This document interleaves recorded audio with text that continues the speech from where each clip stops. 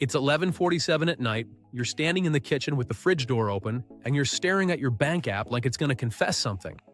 It says $1,842. Payday's in 3 days. You're not broke, but you don't feel safe either. And that's the weird part, right?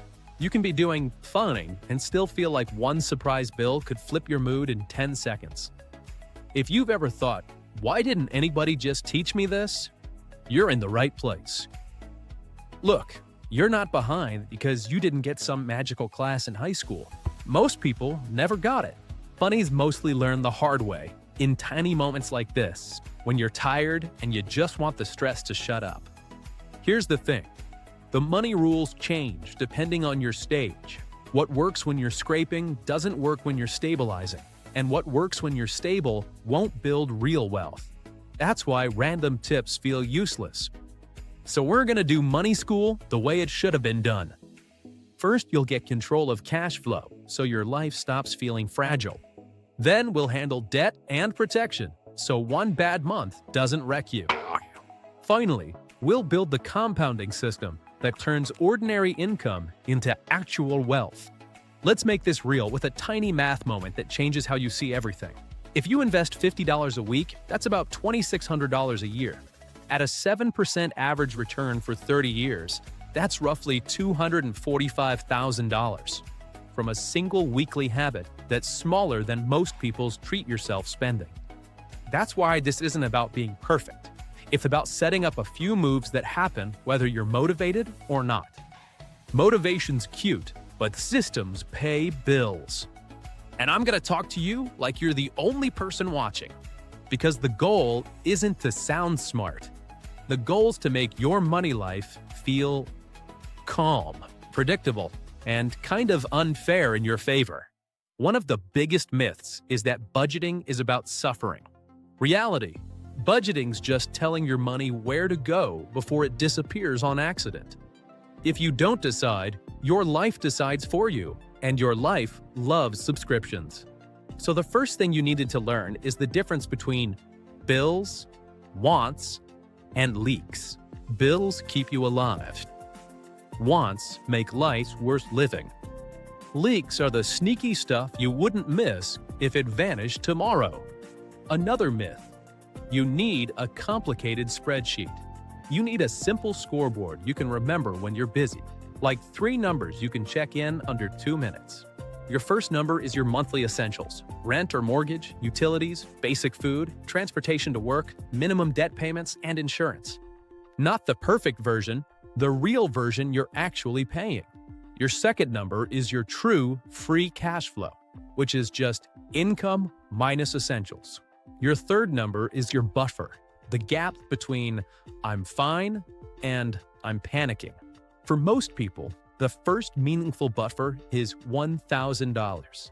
Not because it's magic, but because it catches the annoying stuff that keeps you stuck.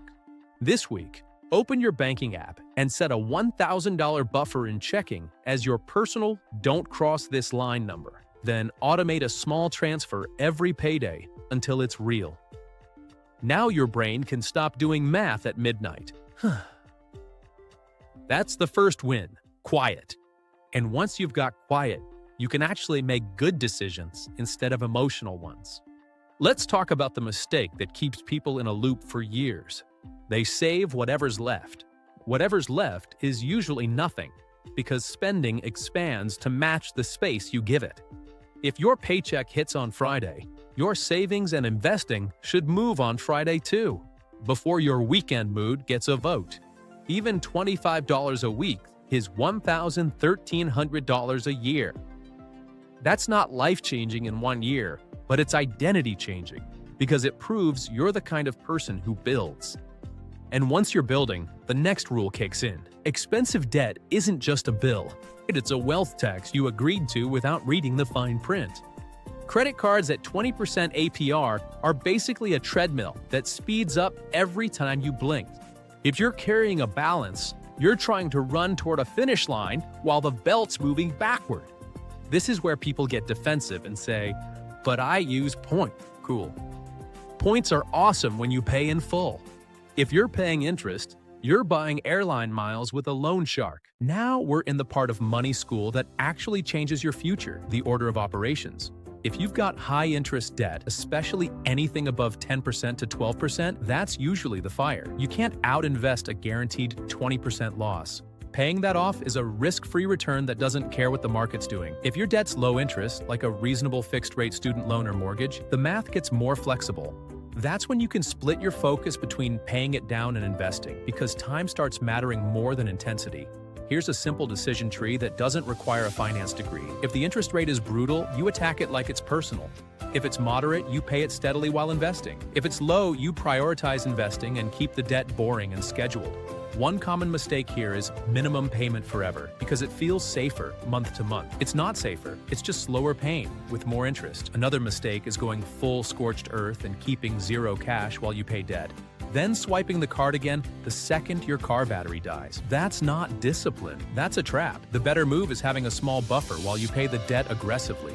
Not a dreamy savings account, just enough to keep you from backsliding. And yeah, debt payoff can feel slow, so let's put numbers to it.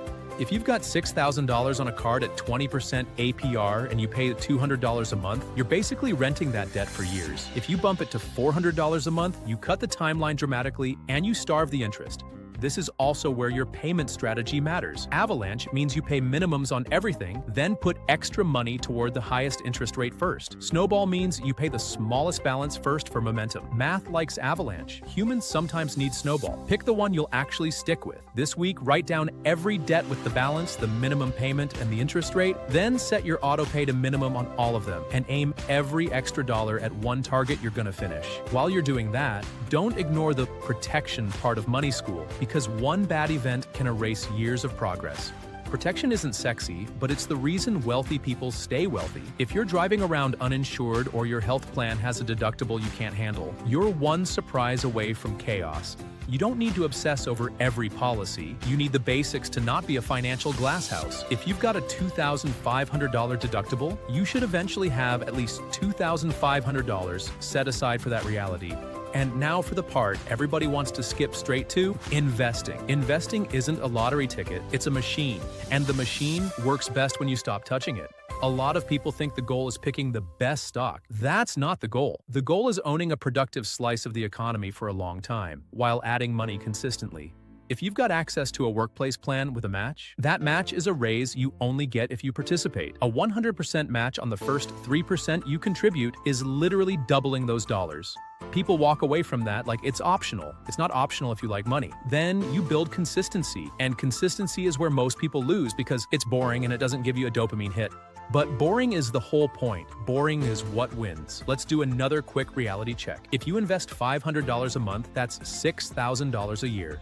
Over 25 years at 7%, you're looking at roughly $380,000 from contributions and growth combined, even if you never become a market genius. If you can invest $1,000 a month, that's $12,000 a year. Now you're in a different life. Not immediately, but inevitably if you keep going. Here's what nobody says out loud. Your savings rate matters more than your IQ. A 10% savings rate feels responsible, but it's slow. A 20% savings rate starts changing the timeline. A 25% savings rate is where people quietly become wealthy without doing anything flashy. That's the stage shift. When you're broke, every dollar matters. When you're stable, every percentage matters. And here's the painful truth that saves you. You can't optimize your way out of low income forever. Cutting $40 a month helps, but adding $1,000 a month helps more. So, money school has to include earning power, not just frugality. That doesn't mean you need a side hustle that ruins your weekends. It means you need a plan to increase your value in the market over time. If you get a $10,000 raise and you keep your lifestyle the same, that raise can become investing fuel. If you get a $10,000 raise and you upgrade your car and your apartment and your vacations, that raise disappears like it never happened. Lifestyle creep isn't you being weak. It's the default setting of being human. That's why you need rules. A simple rule that works. When your income goes up, automatically send half of the raise to your future. If your take-home pay increases by $400 a month, bump investing by $200 and let your lifestyle enjoy the other $200. That way, you feel progress now, and you still build a future that's way bigger than the present. If you want a clean mental picture, think of your money like an engine. Income is fuel, spending is friction, and investing is horsepower. Most people keep adding fuel but never reduce friction or build horsepower, so they wonder why they're still crawling. Now, a short sentence of realism. Because life's not a spreadsheet. If you're dealing with layoffs, medical bills, or a messy divorce, the timeline changes, but the playbook doesn't. Back to the playbook. The reason investing works is compounding, and compounding is just growth stacking on growth. If you've got $10,000 invested and it grows 7%, that's about $700 in a year. Helpful, but it doesn't feel like magic. If you've got $100,000 invested and it grows 7%, that's about $7,000 in a year. Now it feels like your money's doing something while you're sleeping. If you've got $500,000 invested and it grows 7%, that's about $35,000 in a year. That's when people start saying, wait, this is real. This is why the first chunk is the hardest. Early on, almost all progress comes from you saying no. Later, progress comes from your system saying yes on repeat. So the goal isn't just invest. The goal is keep investing even when the world's loud. Markets drop, headlines scream. Your cousin texts you about some coin that's guaranteed. And this is where your future gets decided. The biggest wealth killer isn't a bad year in the market. It's panic selling in a bad year and locking in the loss. A 10% drop on a $50,000 portfolio is $5,000 on the screen. A 10% drop on a $200,000 portfolio is $20,000. Same percentage, very different emotional punch. Your job is to build your setup so you don't have to rely on courage. That's why you keep an emergency fund. That's why you automate investing. That's why you pick an investment mix you can live with during ugly months. You don't need to predict the next crash. You need to be the kind of person who doesn't react like it's the end of the world. Now let's talk about fees, because fees are a silent tax that compounds against you. A 1% annual fee sounds tiny. It's not tiny over decades. Over 30 years, that 1% can eat a massive chunk of the portfolio you thought was yours. If your investments return 7% and you pay 1%, your net return is closer to 6%. That 1 point difference over 30 years is the difference between comfortable and why did I miss this? This is why low-cost index funds are so popular for long-term investing. Not because they're exciting, but because the math is brutally in their favor. Another common mistake is treating investing like a hobby. Checking daily, switching strategies every month, chasing whatever's up this week. That behavior feels active, but it usually turns into buying high and selling low with extra steps. The better approach is setting a plan you can explain in one breath, then letting time do the heavy lifting. So what's a simple plan? You build your buffer. You kill high-interest debt. You invest automatically into diversified, low-cost funds. You increase contributions as your income rises. You don't interrupt compounding unless it's a true emergency or a life goal you planned for. That's it. That's the class most people never. Now let's make it practical with a scoreboard you can use without thinking. Scoreboard item 1, your buffer. If you're at $0 buffer, your life's on hard mode. If you've got $1,000, you've got breathing room. If you've got 3 to 6 months of essentials, you've got real resilience. Scoreboard item 2, your debt interest rates. Anything around 15% to 25% is an emergency in slow motion. Anything under 6% is usually a pay it steadily and don't panic category. Scoreboard item 3, your savings rate. Under 10% means progress is slow. Around 15% is decent. Around 20% is strong. Around 25% is where your future starts speeding up. Scoreboard item 4, your automation. If your plan depends on you remembering, it's not a plan, it's a wish. This week, log into your retirement plan or brokerage and increase your automatic investing by 1% of your paycheck or by $25 per week, then schedule it to happen the same day you get paid. That one move sounds small. It's not small when it runs for years. Now, let's do a couple of real examples because examples make the fog disappear.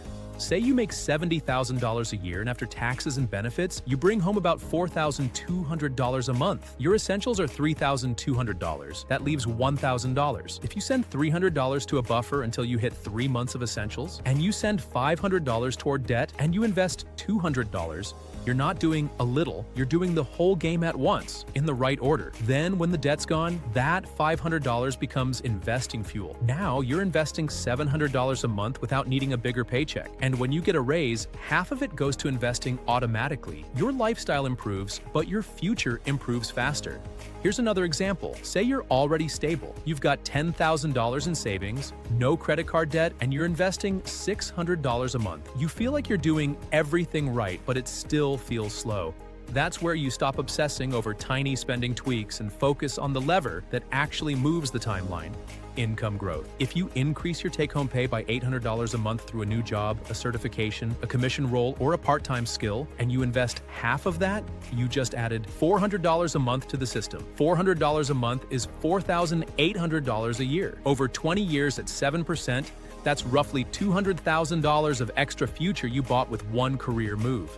That's why Money School isn't just saving. It's building a life where your income grows, your spending stays intentional, and your investing happens on rails.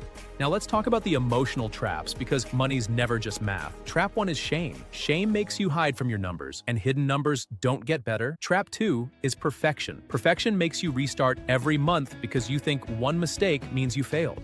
Trap 3 is comparison. Comparison makes you chase someone else's life and accidentally fund it with your own future. Your money plan should fit your real life, not your fantasy life, not your neighbor's life, not a spreadsheet influencer's life. You should still have fun. You should still live. A plan that has zero joy usually snaps and explodes later. The goal's controlled spending, not punishment. So give yourself a fun number that you can spend without guilt. If it's $50 a week, cool. If it's $200 a month, cool. The key is that it's planned, not impulsive. The moment you stop treating every purchase like a moral test, you actually get better at money because you stop rebelling against yourself. Now let's clean up one more thing people get wrong: net worth. Net worth isn't your salary. Net worth is what you own minus what you owe. High income with high spending can equal low net worth. Moderate income with a strong savings rate can equal high net worth. Wealth is built in the gap between what you earn and what you spend. And the best part is, once you build some net worth, it starts helping you build more. A $100,000 portfolio growing at 7% adds about $7,000 a year on average. That's like a small bonus you didn't negotiate for. At $300,000, that's about $21,000. Now, your money's starting to contribute like a side job. At $1 million, 7% is about $70,000 in an average year. That's when people say, "I don't feel trapped anymore." That doesn't mean every year is 7%. Some years are ugly, some years are great. The average is what matters if you stay invested, and staying invested is why your buffer and your psychology matters so much. If you've ever wondered why some people seem lucky with money, it's usually not luck. It's that they built a setup that keeps working even when they're tired, distracted, or stressed. They automated. They avoided high-interest debt. They kept fees low. They kept increasing contributions. They didn't interrupt compounding. That's the whole secret, and it's kinda annoying because it's not exciting. But if you want exciting, go to Vegas. If you want freedom, go to boring. If you've gotten value out of this and you want more straight-to-the-point money lessons, subscribe. Now let's land this with a simple mental checklist you can run anytime you feel lost. Are my essentials covered without stress? If not, fix cash flow before you chase returns. Do I have any debt that's charging me double-digit interest? If yes, that's the emergency. Do I have a buffer that keeps me from going back into debt? If not, that's the next target. Am I investing automatically into diversified, low-cost options? If not, set it up and stop waiting for the right time. Am I increasing contributions when income rises? If not, lifestyle creep's about to steal your future. That checklist isn't trendy, it works. And if you're sitting there thinking, okay, but I've already messed up, good. That means you're normal. You don't need a clean past. You need a clean next year. 1 year of consistent, boring money moves can undo a shocking amount of damage. Pay off a card, build a buffer, start investing.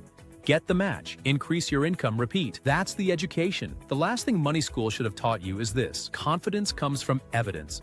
You don't feel financially secure first. You build a few months of proof, and then your nervous system finally believes you. You don't feel like an investor first. You invest consistently.